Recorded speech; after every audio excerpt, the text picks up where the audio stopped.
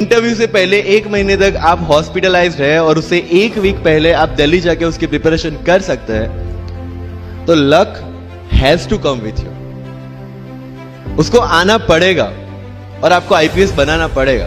मैं एग्जाम के लिए निकला, मेंस मेरा था, सुबह GS3 का पेपर था। 8:30 को मेरा स्कूटी स्लिप हो गया, मेरा लिगामेंट इंजरी हो गया, लेफ्ट हैंड में इंजरी था, सीट से ब्लीडिंग हो रहा था।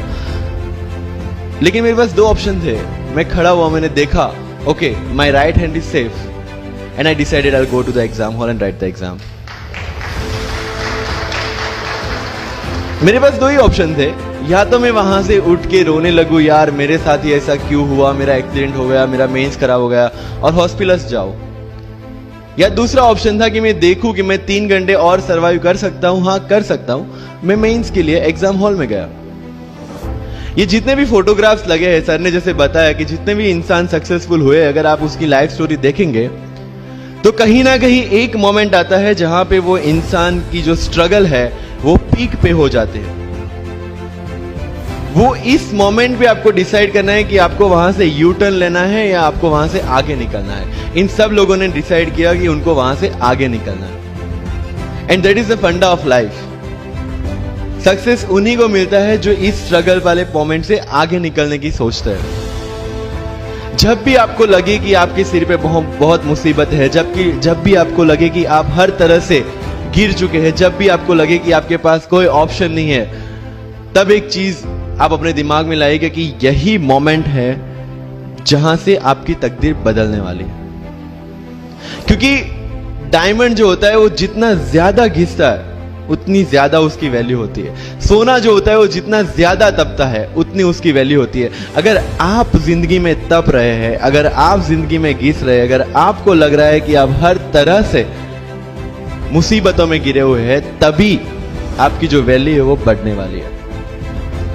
और यही मेरा एटीट्यूड रहा है। लोग बोलते हैं कि तुम्हारी फाइनेंशियल कंडीशन ठीक नहीं थी, पापा इलेक्ट्रिशियन थे, मम्मी हाउसवाइफ थी, डायमंड के कारखाने में काम करती थी, उसके बाद उन्होंने मैरिज में रोटियां बनाने का काम किया और उस तरह से मैं पढ़ा। लेकिन जब मुझे पूछा जाता है कि ऐसी कौन सी चीज है आपकी लाइफ में जो आप बदलना चाहते हो, एंड आई सेड नथिंग। क्योंकि वो चीजें नहीं होती मेरी लाइफ में तो शायद आज आपके सामने में नहीं होता।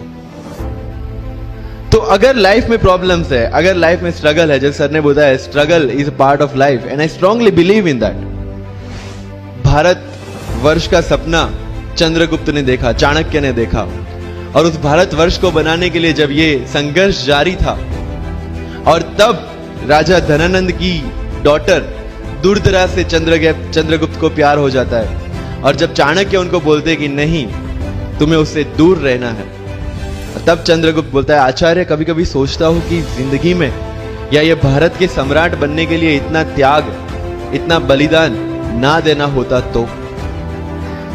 और तब चाणक्य रिप्लाई करते हैं तो हर कोई भारत का सम्राट होता। This is the fundamental rule of life.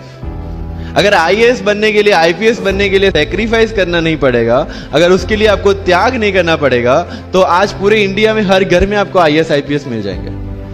मुझे एग्जैक्ट डेट याद है, 23 मार्च को मेरा इंटरव्यू था। 20 फरवरी को मुझे हॉस्पिटल में एडमिट किया गया क्योंकि मुझे इन्फेक्शन हो गया था बॉडी में, एंड बहुत हाई फीवर था, तो आईवी के अलावा कोई ऑप्शन नहीं था। 1 मार्च को ठीक होके मैंने सोचा चलो दिल्ली निकलते हैं। 2 मार्च को मैं दिल्ली पहुंचा। 3 मार्च को वापस से टॉन्सिलाइटिस का अटैक होने की वजह से फ्लाइट लेके वापस से पालनपुर अहमदाबाद, अगेन हॉस्पिटलाइजेशन। 15 मार्च को I got relieved from the hospital.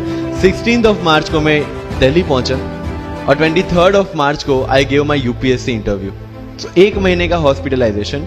उसके बाद जब दिमाग में ये था कि मेरे साथ जो लोग इंटरव्यू दे रहे हैं वो 1 महीने से प्रिपरेशन कर रहे हैं एंड 1 महीने से मैं हॉस्पिटल में था, again I thought this is the moment to prove yourself. I went to the interview और पूरे इंडिया में 2nd highest marks in interview.